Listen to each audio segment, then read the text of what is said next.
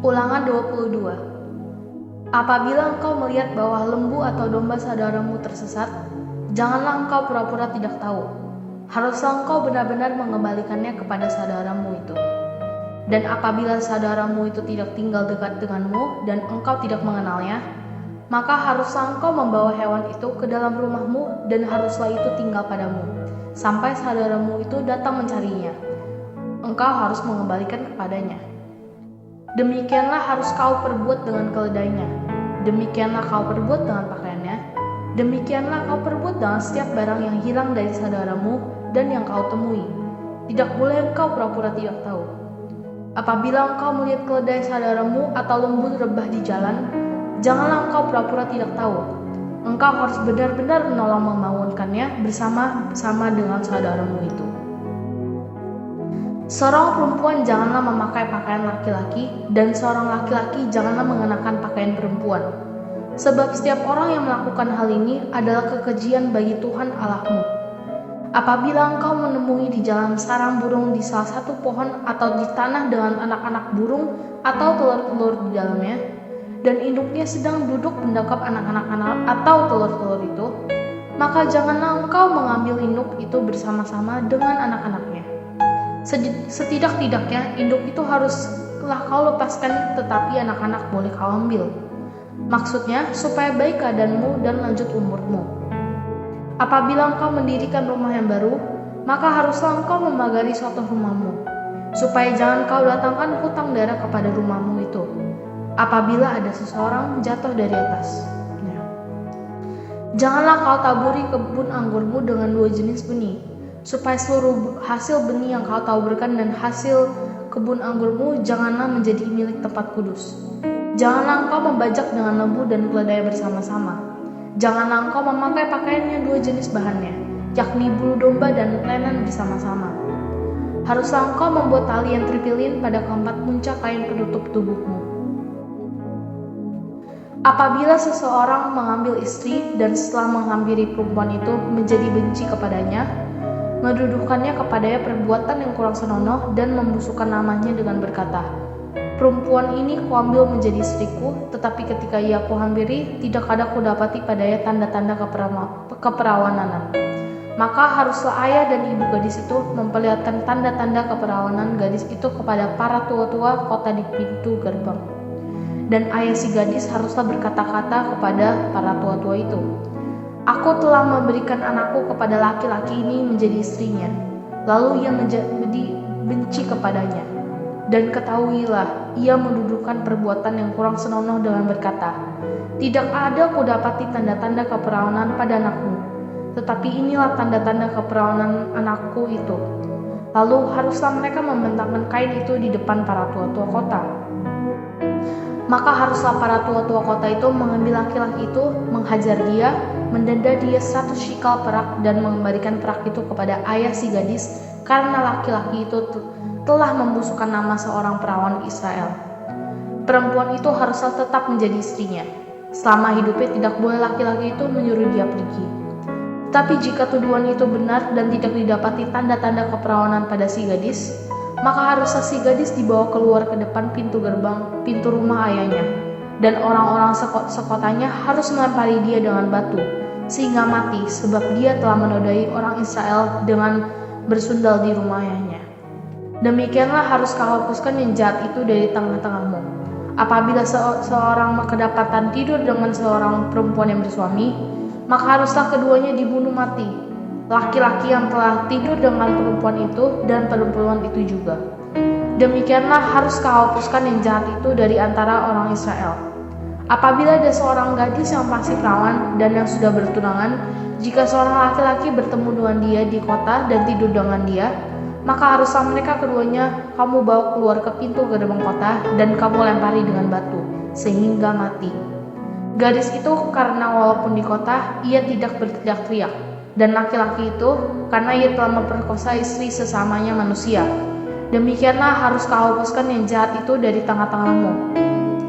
Tetapi jikalau di padang laki-laki itu bertemu dengan gadis yang telah bertunangan itu, memaksa gadis itu tidur dengan dia, maka hanyalah laki-laki yang tidur dengan gadis itu yang harus mati. Tetapi gadis itu jangan kau apa-apakan. Gadis itu tidak ada dosanya yang sebadan dengan hukuman mati, sebab perkara ini sama dengan perkara seseorang yang menyerang sesamanya manusia dan membunuhnya. Sebab laki-laki itu bertemu dengan dia di padang. Walaupun gadis yang bertunangan itu berteriak-teriak, tetapi tidak ada yang datang menolongnya. Apabila seseorang bertemu dengan seorang gadis yang masih perawan dan belum bertunangan, memaksa gadis itu tidur dengan dia dan keduanya kedapatan, maka haruslah laki-laki yang sudah tidur dengan gadis itu memberikan 50 shikal perak kepada ayah gadis itu, dan gadis itu haruslah menjadi istrinya. Sebab laki-laki itu telah memperkosa dia, selama hidupnya tidak boleh laki-laki itu menyuruh dia pergi. Seorang laki-laki janganlah mengambil istri ayahnya dan jangan menyingkapkan pungka kain ayahnya. Ulangan 23.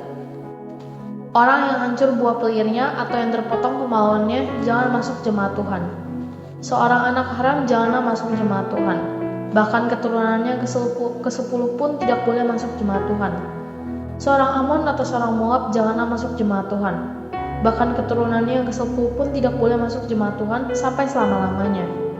Karena mereka tidak menyongsong kamu dengan roti dan air pada waktu perjalananmu keluar dari Mesir.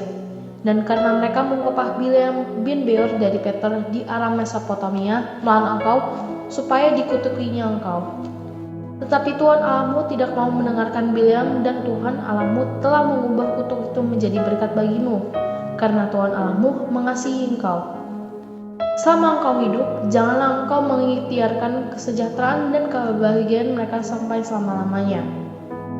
Janganlah engkau menganggap keji orang Edom, sebab dia saudaramu. Janganlah engkau menganggap keji orang Mesir, sebab engkau pun dahulu adalah orang asing di negerinya. Anak-anak yang lahir bagi mereka dalam keturunan yang ketiga boleh masuk jemaat Tuhan. Apabila engkau maju dengan tentaramu melawan musuhmu, maka haruslah engkau menjaga diri terhadap segala yang jahat. Apabila ada di antaramu seorang laki-laki yang tidak tahir disebabkan oleh sesuatu yang terjadi atasnya pada malam hari, maka haruslah ia pergi keluar perkemahan, janganlah ia masuk dalam perkemahan. Kemudian menjelang senja haruslah ia mandi dengan air, dan pada waktu matahari terbenam, ia boleh masuk kembali ke dalam perkemahannya.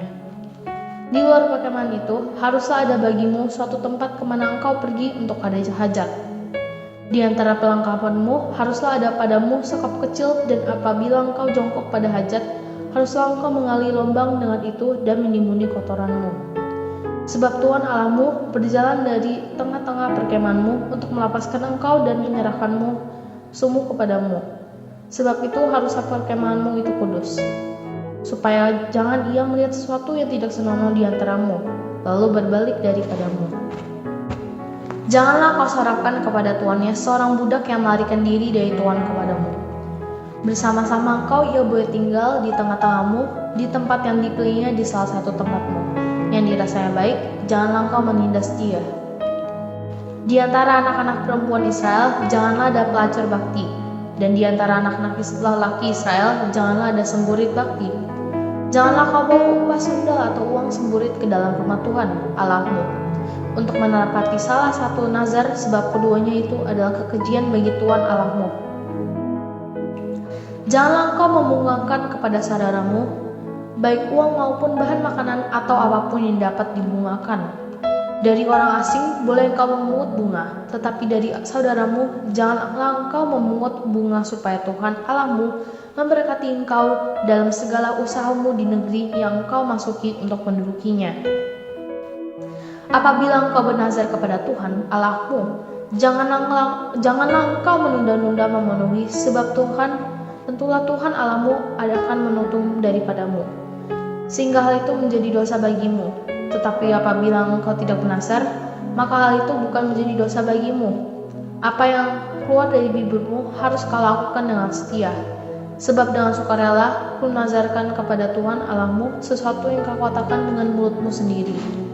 Apabila engkau melalui kebun anggurmu sesamamu, engkau boleh makan buah anggur sepuas-puas hatimu, tetapi tidak boleh kau masukkan ke dalam bungkusanmu. Apabila engkau melalui ladang gandum sesamamu yang belum dituai, engkau boleh memetik bulir-bulirnya dengan tanganmu, tetapi sabit tidak boleh kau ayunkan kepada gandum sesamamu itu.